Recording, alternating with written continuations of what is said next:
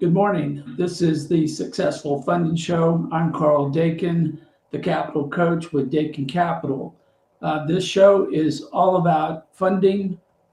We typically will focus on small businesses, but we'll cover any type of funding for pretty much anything, whether it's a local community program, a charity, could be a growth business that is escaping the definition of a small business. But we really get down to trying to understand how you and the audience need to raise capital, what will get the job done, and most importantly, will get it done efficiently. So we'll talk about the motivated money method through the show today. And we're going to be using as an illustration in today's show the Renaissance League, which is a live capital campaign that Michael Feely and I are both working on to start the ball rolling in a four-stage capital strategy for round one funding. And Michael is a manager, co-manager, along with myself in the Renaissance League. He's also the CEO of Citizen Sports, which is acting as the prime contractor to get this whole thing off the launching pad. And we're going to talk about youth sports, rugby, raising funding. But today's primary topic is trying to match a funding source with the opportunity so that there is a match instead of shotgunning or going out and basically throwing stuff against the wall to see what sticks. Because those people who are in charge of raising capital, we simply do not have the time to talk to everybody. As much as it's fun to have a conversation, meet somebody, introduce them to what we're doing, the clock's ticking, money's ticking. Once you take an investor check, that return on investment clock is ticking. So time is always going to be there. So we have to be ultimately efficient. So Michael, welcome to today's Successful Funding Show. Glad to have you with me as the guest. Thanks for having me. Good to be back. Yeah, so Michael, like some of my guests, tends to be, I would call it brief. So I'm going to draw out some longer answers from him on that. But Michael, just give everybody in the audience a overview of the Renaissance League and the current capital campaign and how that is needed and is contributing towards the goals of the Renaissance League. Well, I think to start with, just to provide a little bit of context, we are a professional women's rugby competition that we're trying to organise. We are taking a different approach in terms of where to generate revenue, how to generate revenue, when to generate revenue, and also connecting directly to the grassroots. So there is a unified, orchestrated pathway. We need to produce talent and fans. Between the two of them, they will produce entertainment, and around the entertainment, that will produce revenue.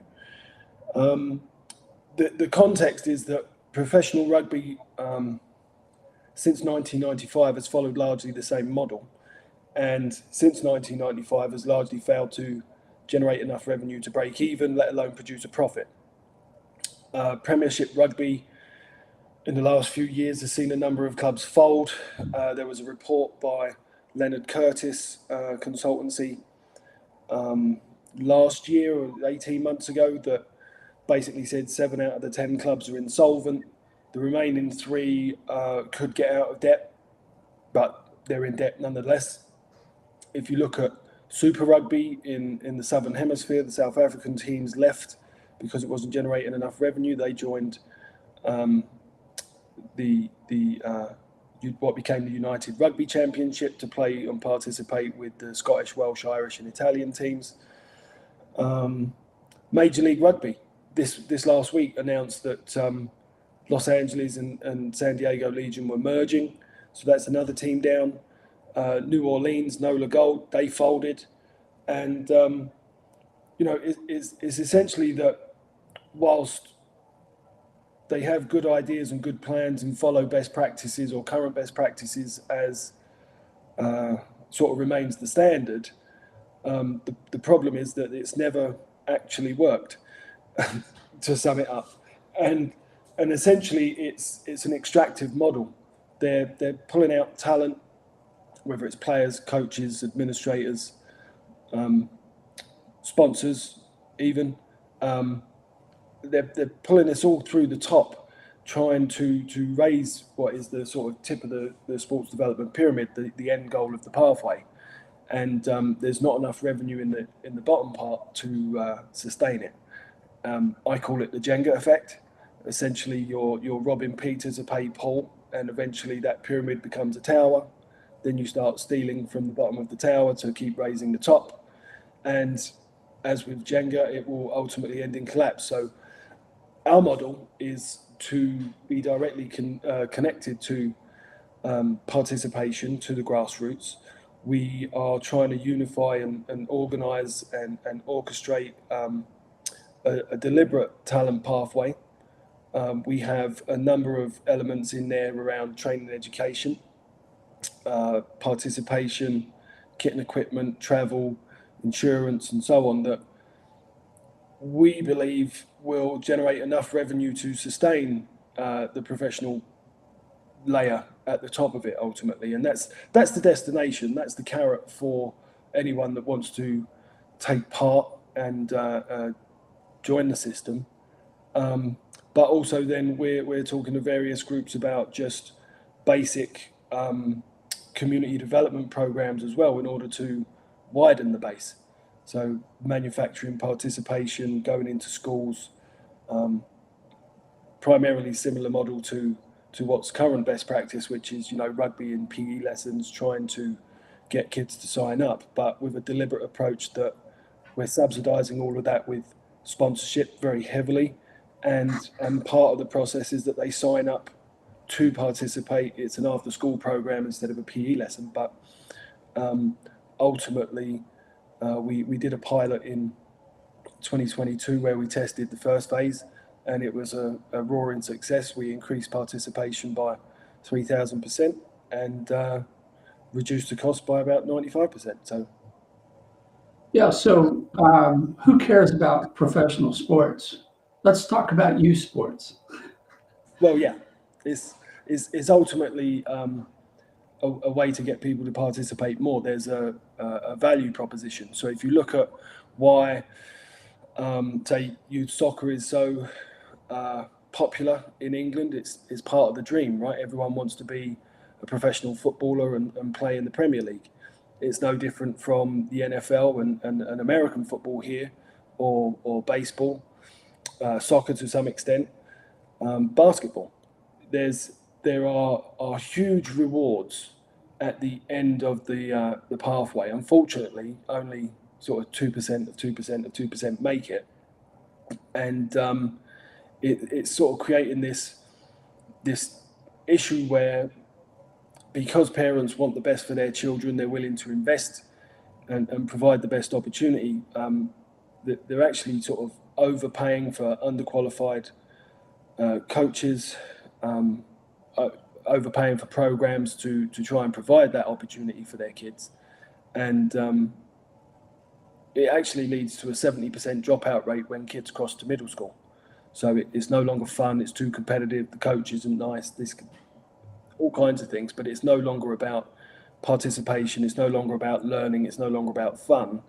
And it's driving kids away and making it more expensive for those that do remain. So there's a whole sort of vicious cycle impacting youth sport at the moment in terms of value proposition, inflated prices, lack of organised, orchestrated pathways into bigger and better opportunities, and so on. So we're trying to connect all of those dots and make everything work together. So far, all you've talked about is the athlete, but who's really footing the bill here? Fans. Yeah, mum and dad. a lot of it's mum and dad. If you look at where the professional sports teams get their revenue from, it's from the fans or corporations. Where do the corporations get their revenue from? The fans. So ultimately, you and me, Joe Bloggs on the street, we're all paying for it, whether that's a TV subscription, whether that's a streaming subscription, whether that's taxpayer money going towards a new stadium, for example. Could be any number of ways, but ultimately it comes back down to the masses, everyday man and woman. So this brings us back to our topic then today is we have a number of different people all having their own personal agenda, all trying to satisfy their own self-interest, anywhere from the youth who wants to play on a sports team to their parents who would like for them to grow up to be a pro player or at least get a college scholarship. And then we have the pros who they're in a business where they're trying to make money by putting on a entertaining, viable type of offering. And the fans are the true customers here. So as we start talking about potential investor candidates for the Renaissance League, this is a huge thing. It's a complex ecosystem, and at the end of the day, if the customers, the fans are the customers, how do we start going about asking the question? How do we get them to invest? Where can they invest? Not all investments are going to take place in the usual fashion of buying stock and holding on to it, but we're not going to ignore that either. So from this standpoint, where we're trying to figure out who has an interest in the outcome of a new sports organization, where do we get started? Oh, that's a loaded question. That's why I asked you instead of having you ask me. So on one end, there's sort of your angel investors, private equity, people with deep pockets. They might have similar or the same motivations as mum and dad sort of thing. It comes down to sort of three elements really. What's the cost? What's the impact? And what's the return on investment? The cost, the impact, and ROI for mum and dad, or friends and family, may be very different, or look very different in terms of what their objectives are compared to private equity. To some extent, parents are already investing heavily. We've got people within our network that are spending $40,000-$50,000 a year for their kids to play sport. There's no real guarantee of development in terms of athletically or holistically. There's no guarantee of progression to the next level of performance, whether that's high school, collegiate. It's particularly with a view of scholarships. And we can get into it later if you want, but NIL and all of the impacts with paying athletes now at the collegiate level is going to drastically affect the availability of scholarships. But and again, 2% or 2% and so on. There's little to say that $50,000 a year is going to get your kid a professional contract at the end of his journey, which really, that's only the beginning of the journey if they do get a professional contract. Private equity might look at it where it's someone with deep pockets, an affinity for the sport or all sport. They've gone through the same situation with their kids and felt that there was little to no value or return on investment in terms of all that money they've spent to get a scholarship that didn't come. They might be unhappy with provision in their local community. They might have a social cause if they're trying to reduce antisocial behaviours. We all understand the benefits of sport, and we talk about it. Rugby's sometimes guilty of sort of evangelising and saying we do this better than everyone else, but it's true for all sport. Participation is positive for a number of reasons: social, economic, physical, emotional, etc. And it comes down to sort of trying to break these down into chunks and where do these impacts align? Where does the return on investment align? What's different about it as well? How can you tailor it to someone to meet their needs more specifically? And the same is true for sponsorship, really. It's a different kind of investment, but it's an investment nonetheless. And the return on investment may not necessarily be dividends or ownership, but it would be marketing and revenue for their business themselves. So there are a lot of sort of general elements, but then you can dig a little bit deeper and try to refine them based on who you're talking to, who you're talking about. Yeah, so since you just stated that fans pay for everything, why aren't we talking to fans about investment instead of talking to athletes and parents and private equity companies? Do you know, I don't know. I really don't know. I always, my wife's from Milwaukee. She's a Green Bay Packers fan. I love the fact that they're a fan-owned club. Everyone, there's a wait list to join and go. My brother-in-law is a huge Packers fan. Bit of a pain sometimes because I'm a Patriots fan, but less said about that, the better lately. I just don't know. It seems so obvious. They're the most dedicated, committed stakeholder group. Now, individually, they don't have a deep pocket, but collectively, they have deeper pockets than all the corporations that you're probably dealing with, because there's only so many billboards you can put up. There's only so many adverts you can put on a TV broadcast, but there's thousands and thousands of bums on seats, or thousands and thousands or millions of eyeballs on screens constantly. So, Michael, what's the ratio of fans to athletes? Because this is something that has come up in my conversations with people when I start talking about fans being investors in a sports organization. What are we talking about in terms of how many fans are there for every athlete?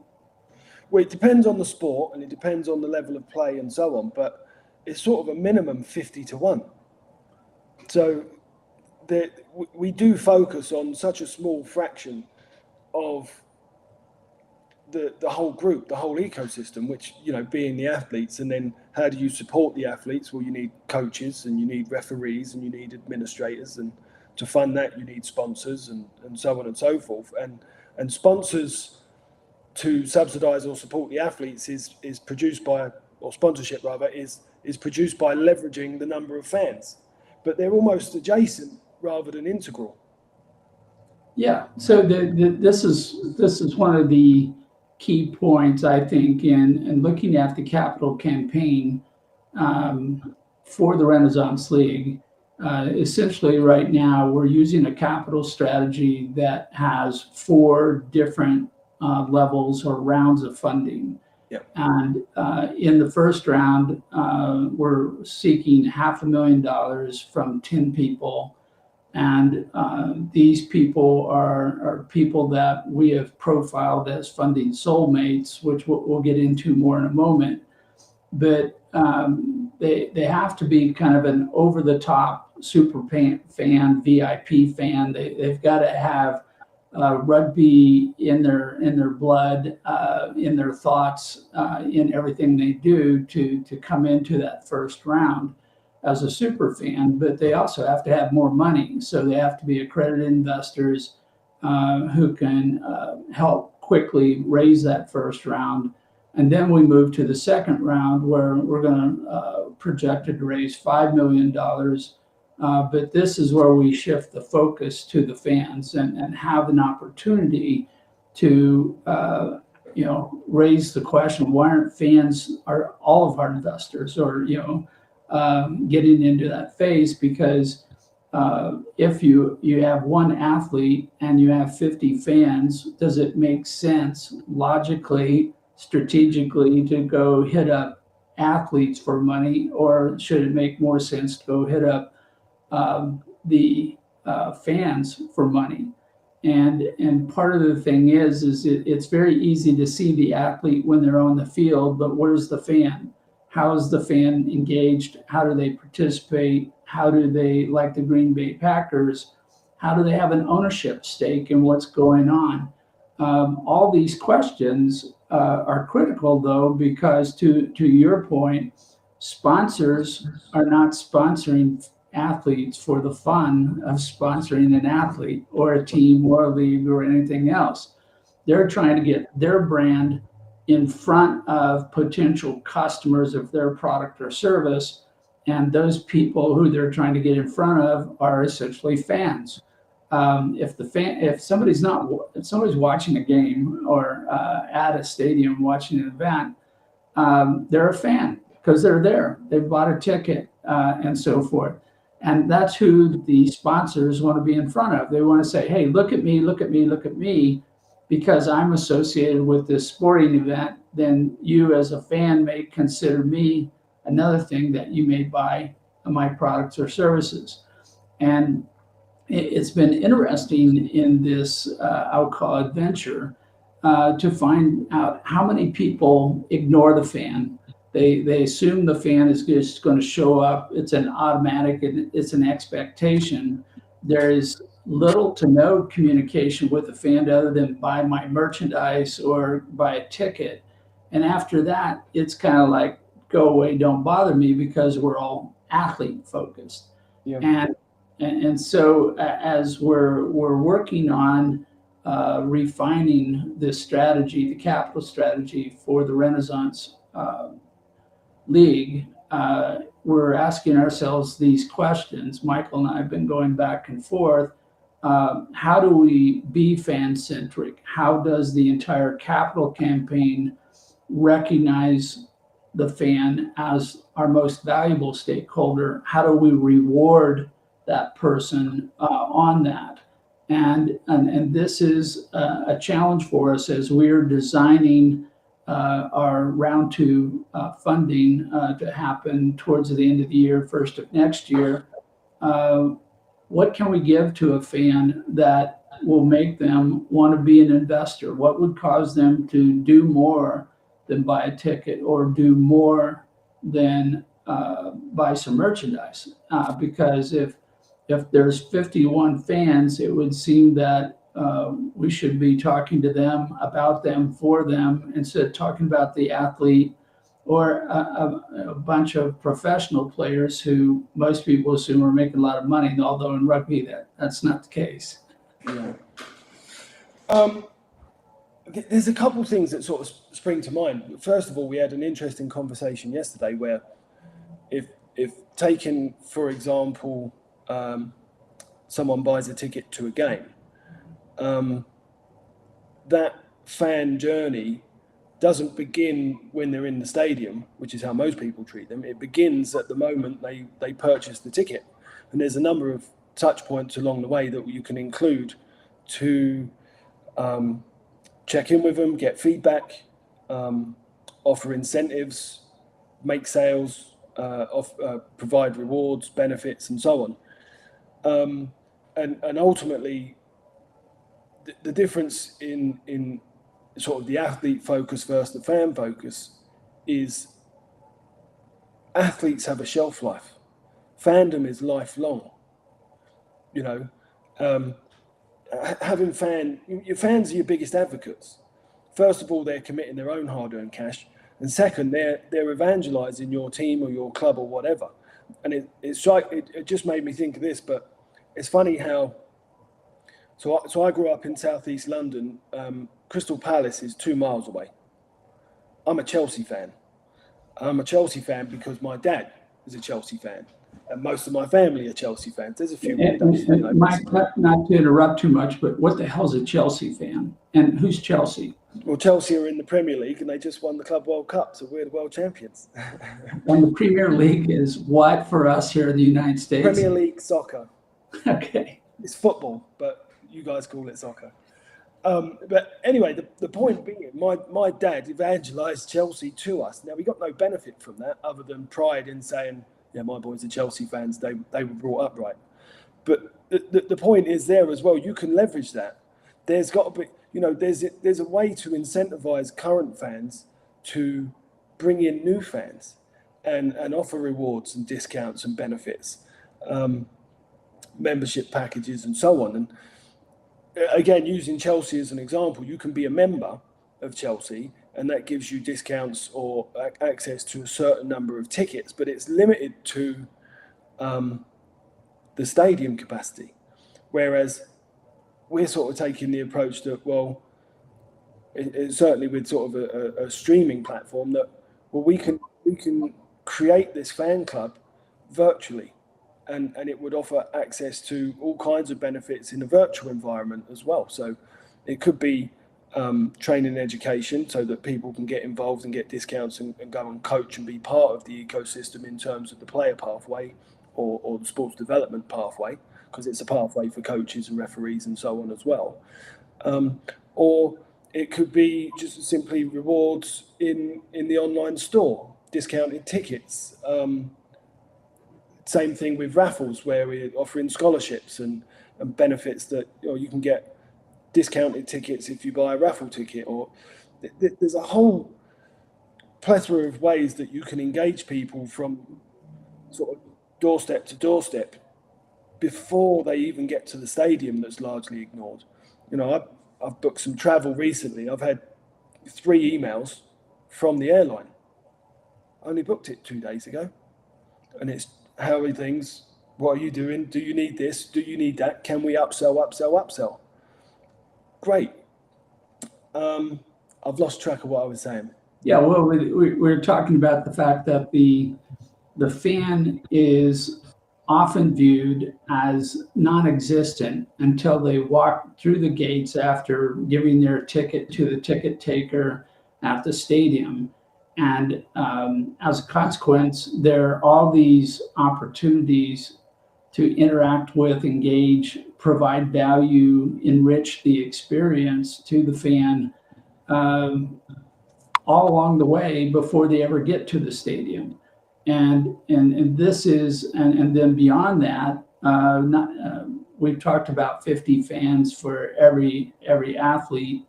If we had that ratio in the upcoming tournament games planned for next year, we wouldn't have enough seats in the stadium for everybody to sit down.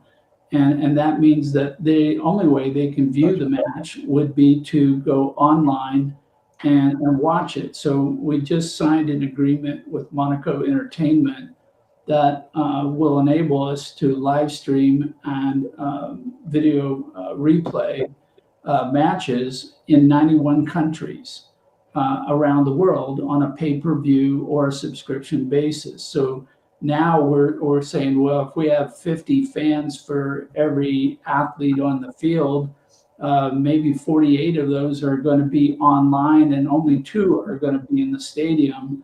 And what are we doing to enrich their experience? What are we doing when they're not going to be at the game, but what can we do to help recreate the experience of being a fan and supporting an athlete during the match that goes somewhere else? So now we're off into second, third, fourth tier level discussions, asking ourselves, well, can we work with different pubs, restaurants, and so forth, where they can have a match that's in a live stream or what's called an audience license of some kind, and fans can go to that bar because it's been dedicated for the time of the match to be like a box seat at the match, and can they get more benefits again as a fan than they would get if they're ordinary citizen on the street?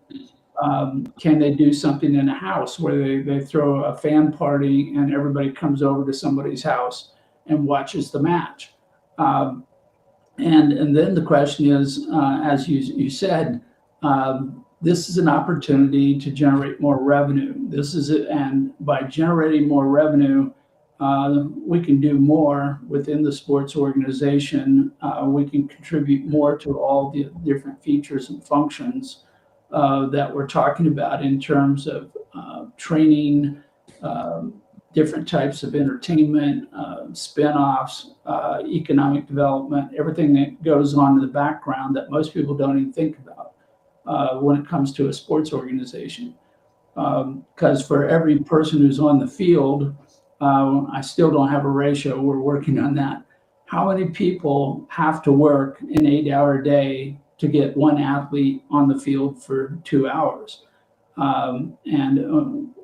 Because by definition, they are stakeholders. If that athlete doesn't play, they don't have a job. And so now we're getting down to some real brass tacks on who cares, why do they care?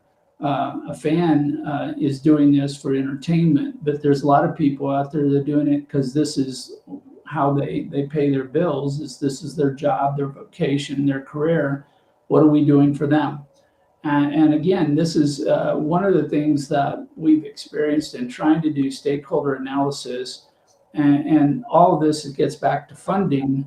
But if we don't know who benefits from the success of our business, in this case, the Renaissance League, then we are missing out on all kinds of people who have a reason to support this organization, your business, our business, whatever we're talking about. And if we're not talking to them about investing and giving them a vehicle in which to invest, giving them a package in the investment that is a good deal for them, we're missing out on all these potential investors. And too often you see a small business out on the street or going to an angel pitch session where they're going, you don't know me, you don't understand me, we have no relationship, but for some reason, I think you should give me money. And I'm going to talk about myself the entire time, and I'm never going to talk about you because I don't know who you are or why you care, and expect that they're going to have success in raising funding. It's just a fundamental myth that is wasting so much of everybody's time in raising funding, that going to someone who happens to have a deep pocket, even if they're a professional investor, they're an institutional fund, a family office, whoever, if they're not a stakeholder, if they're not motivated, if they don't already have skin in the game, why would they ever talk to you? I mean, what are you going to offer to them that they can't get somewhere else? And as a result, a lot of capital campaigns, I would say almost all capital campaigns, are poorly defined, poorly structured, pointed to the wrong person. And even when they're pointed to the right person, the deal doesn't make any sense. It's all about the company. Give us money, we'll give you some money back in the future. Maybe, maybe not. Michael, if we start off, we've now got all these stakeholders identified. We obviously, the athlete will benefit, the parents of the athletes will benefit, but that's not enough, because that's right now they're not even focusing on all the youth that have to go through grades 1 through college to have enough talent for the pro team. And here's a pro team failing because it's focused only on the athletes, and it assumes that the fans will show up. It assumes that the sponsors will show up, and this falls under the banner of media contracts. So if you hear somebody going, we're the top 10 in football, college, and we've got this massive media contract. The only reason there's a media contract is because they've outsourced sponsorship to the media company, who in turn is selling the sponsorships. So the college is not even engaged in direct sale to their sponsors. They've outsourced that to a media company who believes that there are enough fans out there that are showing up naturally without any engagement or encouragement to be a fan, and therefore they can sell sponsorships on their media channel. If we step back and we go, we know that fans are there, and fans are the largest group. We have another set of people whose jobs are dependent upon those athletes playing in this sport every week, and that's a huge number. And then we have all the parents of all the kids, and all the kids who make up the talent development pathway that we're talking about building. is actually larger. We've had this discussion with so many people. If you put together all the pro sports teams in the United States, the majors, it's like 60 some billion dollars, whereas all the youth sports is about $80 billion. So again, and when you think through this logically, you're going, why are we focused over here talking to these people about something they may or may not care about when all these other people care or have to care? They've got skin in the game already. And if they don't have skin in the game, why are we not selling to the fans and bringing this all under one roof? Why are we not inviting every fan to be a stockholder in whatever fashion we structure the deal? So as we're moving the Renaissance League forward and we're preparing for second round funding, we have a portion of that funding round that is hyper focused on the fan. We're saying, how can I get them to be engaged? How can I benefit the fan? How can I incentivize the fan? And this is done in concert with a fan club, which is in design. It's in concert with charitable raffles to help the different teams raise money. It's in concert with the sponsors who want to be involved. And this, what starts off looking like an impossible task, when you lay the numbers out, it starts looking like a very doable proposition, that we may go from an average of 50 fans per athlete to 250 fans per athlete, because we have a worldwide market. We're offering the fan an experience, whether they're in their house, they're at a pub, or they're coming to the game. That experience crosses everything that they might do during the day or travel to and from the stadium or to and from wherever they're going to watch the match. And we're also trying to allow them to have a voice. So there was a number of articles a couple weeks ago about the Green Bay team, which is owned by local people. They all seriously look at owning that team as part of an investment, part of who they are, contributing to their community, trying to make it be all it can be. And rather than having a handful of super rich people who have investments in half a dozen things or 24 things, who knows, we're now talking about, well, what if we had 20,000 fans as investors, which is the current model we're working with, who each put up $100. That gets us $2 million of capital for the Renaissance League. It's not as much as we need, but at that point, now we have an army of 20,000 people who are all trying to help us be successful, who can all buy merchandise, who can all do this. But why would they care if we're going to talk about the athlete all the time and not talk about them as a fan? If we truly treat the fan as our ultimate customer, the one who has to be happy to have more customers, to grow our customer base, now we're just like any other business, except we're not focused on the athlete in this sports organization. We're focused on the fan.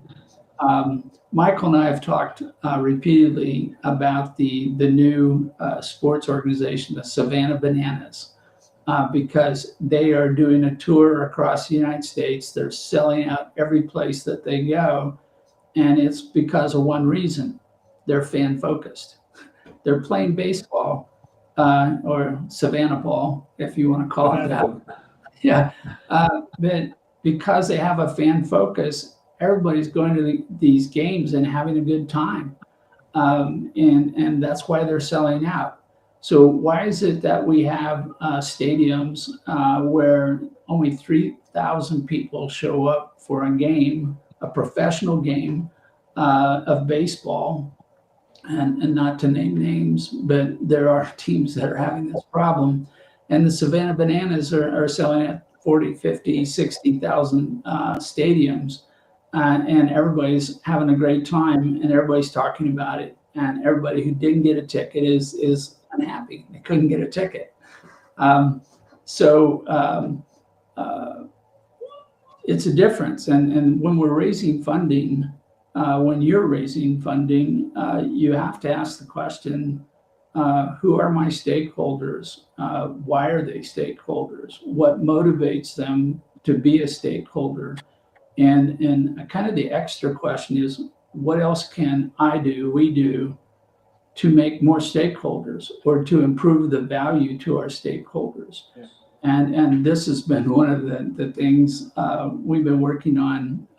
We just brought on a new person to the team, Rebecca Bryant, signed her yesterday to a contract to be the head of fan engagement. And her purpose is to give fans an experience that makes them happy that they're fans and to cause more people want to be fans. And we're going to be beating up this question. So this crosses into funding, because obviously if we got somebody to pay to be a member of a fan club, that's revenue, which is the best form of funding I can think of.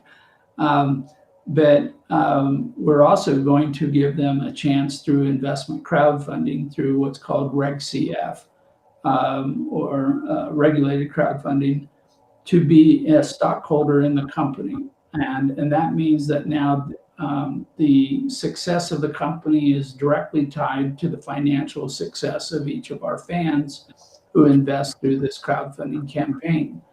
And what we're working on now is the fact that these are not mutually exclusive. So if they invest in the capital campaign, we may make them a free member of the fan club. So that's a reward for investing into the club, because in effect we just waived their membership fee. And as a member of the fan club, then they get discounts. They get discounts on tickets, they get discounts on merchandise, and so forth. But again, as we're packaging up and crafting stuff for these fans, and this is going to be the topic of my newsletter today, if everything goes well. I publish a newsletter on LinkedIn. It's called Instant Funding. I've been doing a series on the entire strategy, design, implementation, correction, fixing, going back and rethinking our capital strategy for the Renaissance League, as an illustration of things that you may want to consider as you're putting together your own capital campaign. The depth, the analysis, the nuances that determine this person is the right investor candidate today, but there may be a better one tomorrow as we move forward or we change the structure of the deal. So if we give 2 tickets away to an investor, we have a projected pricing of $25 per ticket. On a $100 investment, they've already got $50 value on $100 of investment. That's a good start for an investment package. Then if we say, hey, oh, by the way, we're going to give you a membership to the club, where, again, we're using a projected pricing of $25 per year. And now they have $75 of value, and they now qualify for discounts on future purchases of tickets, merchandise, concessions, which could be worth hundreds of dollars. So we've started the design of this package. It's in motion right now. We can't claim that we're done yet because we want to create what I call a no-brainer offer. We want to go, hey, if you enjoy sports, particularly if you enjoy rugby, guess what? Instead of asking you to go watch a Major League Rugby game, what would be the ticket price, Michael, for a Major League Rugby game today? $25 to $40. It depends. I think there's VIP packages. You can go and get food and beverages and stuff included at some of the stadiums. Maybe $60, $100. So here's an opportunity to watch a rugby match. You get a couple tickets, you get a fan club membership. Fan club then gives you discounts on future tickets, merchandise, and so forth to go to additional games and enjoy the games. We're talking about giving away pay-per-view passes, or what's called public licenses to watch a game. and do that because we may have 48 of our 50 fans may be watching on TV or on their laptop or smartphone as opposed to going to the stadium. Because with good planning, we expect that stadium to be sold out each and every match. And if you want to watch the match, you can do it online. Pay-per-view, we keep stacking up these benefits, the discounts, and so forth, but we're really not done yet because, as we were talking about earlier, the experience doesn't start at the match. It doesn't start when you cross the threshold. It actually doesn't start when you flip on the computer or the TV to watch the game. It starts before that. We've all seen the TV commercials for different food and beverage producers, and here's either the light beer or here's the beverage of some kind. There's food all across the table. I think Peyton Manning has made more fun of it's not Peyton Manning. I can't think of his name right now, but one of the actors says the whole thing about NFL football selling food. It's not about the game. It's all about selling food. And to some degree, it's humorous, but it's accurate. If you think about all the money that is spent on food and beverage during a match, a game, a football game, whatever, it's huge. And that's why sponsors want to say that, oh, you need to buy my food, my beverage, whatever else is going on. So if we start thinking about the experience of the fan, what can we do in the scope of putting together a funding package that could help us out?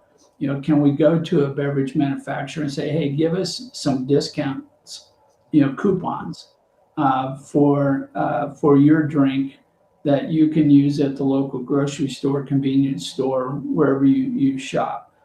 Can we do the same thing for food? We've talked about travel. Some people will fly into a place to watch a match. And if we can get you a discount on travel, the value of being a fan is starting to climb pretty radically right now. Yeah. And everybody's going, and I can get all that for $100. And we're going, yes, that's the price tag that we want to put on a minimum investment, so everybody can afford to be an investor. And if we get this package done correctly, we might even get up where it's the value of coupons, discounts, freebies, whatever we can throw into this, what we call red carpet bag, could be 10 times, 20 times the value proposition or the price tag that we put on the investment. And it's all fan-based. Now, as Michael pointed out earlier, we're also looking at all the different people who have jobs related to putting on this match, whether it's the groundskeeper, it's the person who does the audio in the stadium. We could go on and on and on about all the people that are out there. And we go, this is a sports-oriented job. Can we provide you with educational training? Can we provide you with something else? And oh, by the way, if you're an investor in this sports organization, we're going to get you this training at a discount. We may even get some of the training for free because we partnered with a local government, and this is part of a workforce training, economic development, and all the training's free, which allows you to elevate your skill base, to increase your basically your payroll to yourself. And you're going, this is the best $100 I could have ever invested in my life. And as we go through this analysis, you can see where we have so many opportunities to make fans a bargain, to give them something of value. And even though the athlete has to be on the field, and we want the best athlete on the field so that this is an enjoyable, competitive type of environment, there's only so many athletes that are going to be on the field.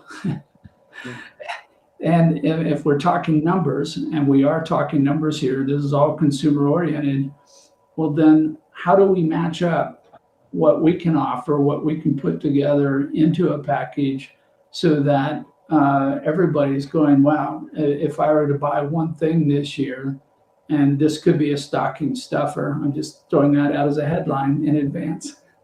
If we launch this campaign December 1st of this year, how many different investments should you make at $100 a piece for every member of your family, for all your friends and relatives, for all your top workers, all your performers in your business, and give them something that they will view as thoughtful, valuable, and enjoyable. And now we're starting to check all the boxes. So I've been talking too long, so it's Michael's. It happens. It happens. Yeah, I usually let everybody else talk, but I got carried away. So with this in mind, Michael, the Renaissance League, you can go to renaissancerugby.com. You can get more information about that. We are looking for 10 special investors, of which we have one, and we're in conversations with about a dozen more right now to close this seed funding round. But as soon as, well, not as soon as, before this round is completed, we're already focused on the next step, which is how can we get fans? How can we get people who are part of the sports employment industry? How can we get sponsors on board? How can we weave all these things together so that one, we sell our tickets, one, we sell enough merchandise, concessions, other things, we recruit sponsors. But it all gets back to, at the beginning of the story here, what can we do for a fan to make them an investor? How can their interests, their motivations, what can we package up that's going to get them on board? So Michael, with all that, your thoughts on what else we could do, how you go about the process of brainstorming this? I think when we're talking about all of the different stakeholder groups, all the different revenue sources and so on, ultimately they're all fans, but we have to understand and acknowledge that not all fans are created equal, whether that's in the volume of them in a certain group or bracket that we might categorize as sort of regular fans, super fans, sponsors, so on. They're still fans of a kind, but it's, as you sort of covered, who benefits, how do they benefit, how much do they benefit, and what can we do once we understand who benefits and how they benefit? What can we do to leverage all the different relationships within our own ecosystem and anything that's sort of adjacent to it to maximize how much they benefit? And again, that takes a lot of time and thought to go through sort of what that fan journey is, wearing each one of those hats. And every time we go back to the beginning of that fan journey and put that hat on, we see new things along the way. Ultimately, and I said it earlier, but like being an athlete, there's a shelf life. Fandom is lifelong, and what does that look like as a child that's a fan? What does that look like as a teenager or a student? What does that look like as a parent of a young family? What does that look like as a retiree with more disposable income? So really trying to, again, who benefits, how do they benefit, how much they can benefit, and really, just walk a mile in their shoes sort of thing.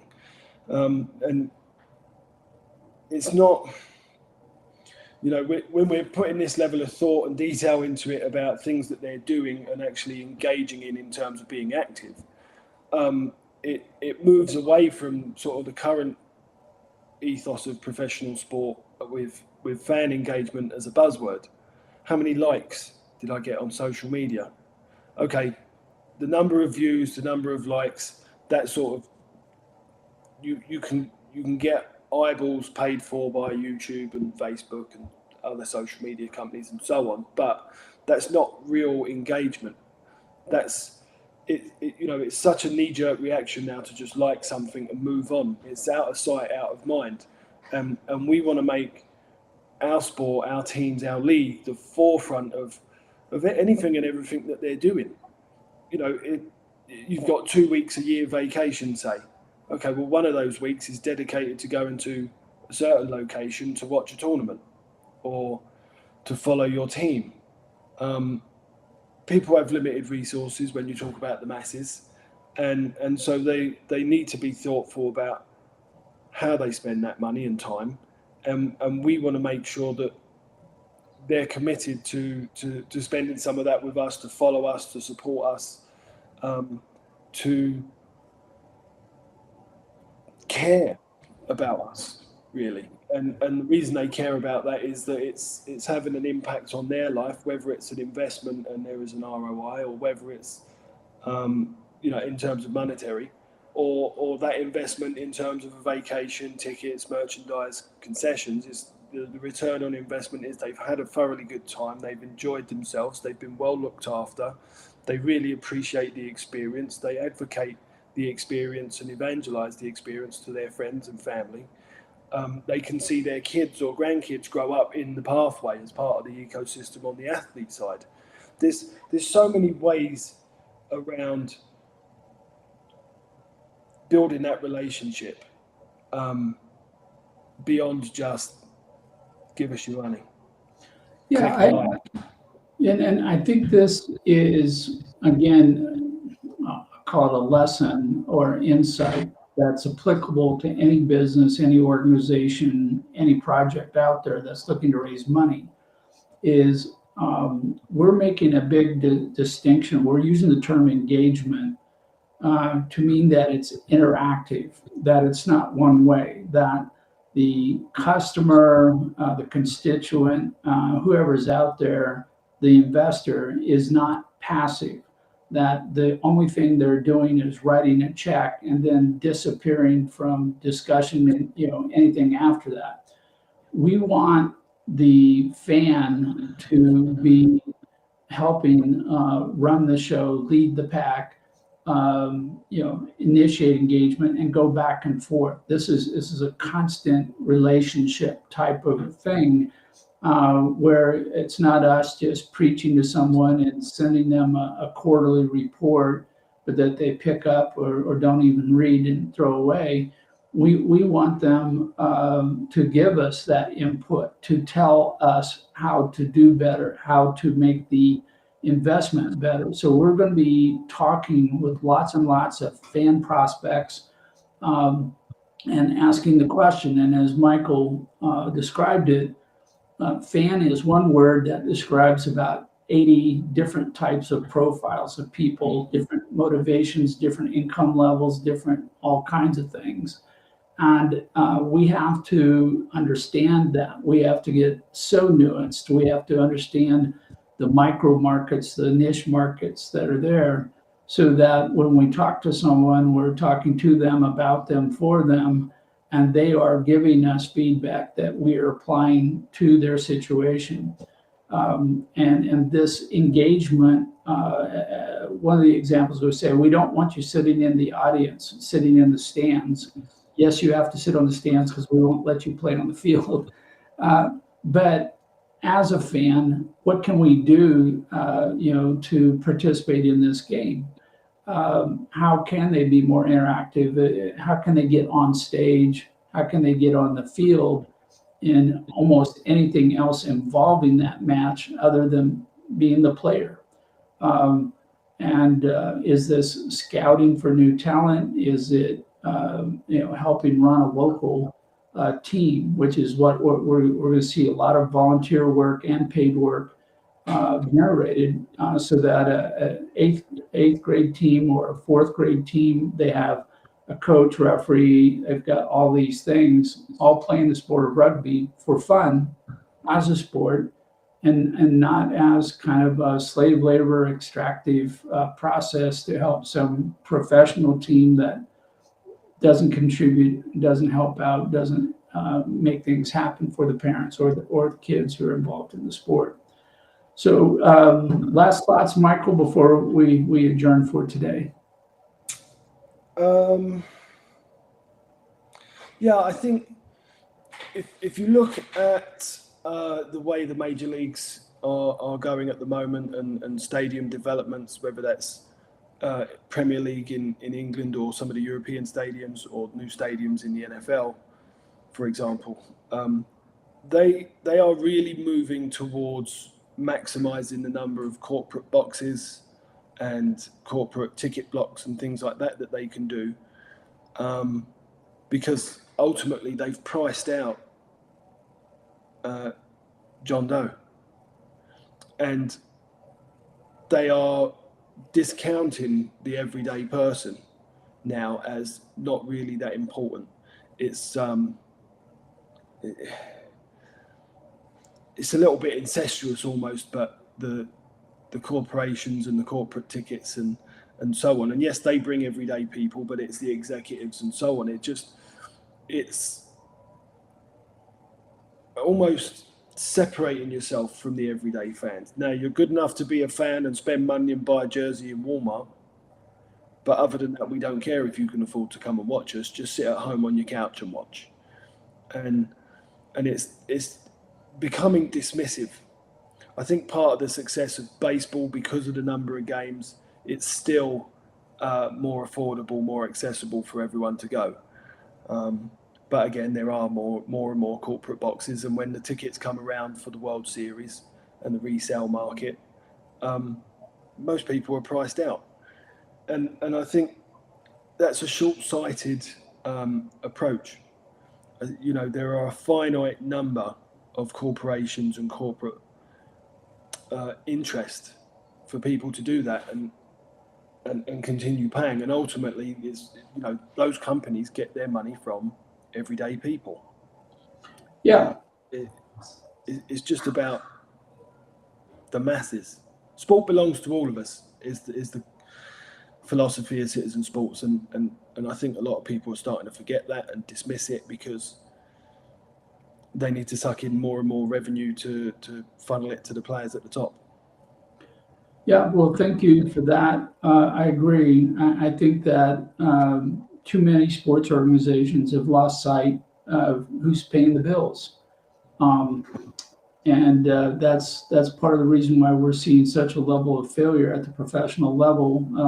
And there's lots of other reasons, which we can get into later. But thank you, Michael, for being on the show. We'll have another successful funding show next week, same time, same station, so to speak, 8 o'clock Mountain, 10 o'clock Eastern. And I do write an article, kind of a daily column on issues related to funding and working with the Renaissance. And today's article is going to be about crafting this offer towards a fan with the idea of checking every box and maybe adding new boxes to the checklist to make this match up with their motivation for being a fan and getting involved. And then in addition to that, I will be a speaker at Super Crowd 25, which is a national investment crowdfunding 2-day event, all online, all free.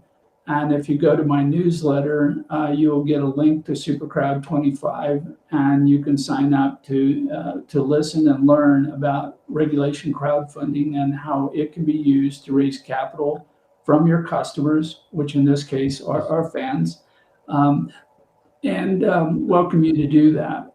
So I'm going to be talking on the 21st in the late afternoon on the topic of the funding soulmate, somebody who needs you more than you need them in order for your success to contribute to their success. And look forward to everyone joining in on Super Crowd 25. Please read my newsletter, subscribe if you like to learn more about raising funding.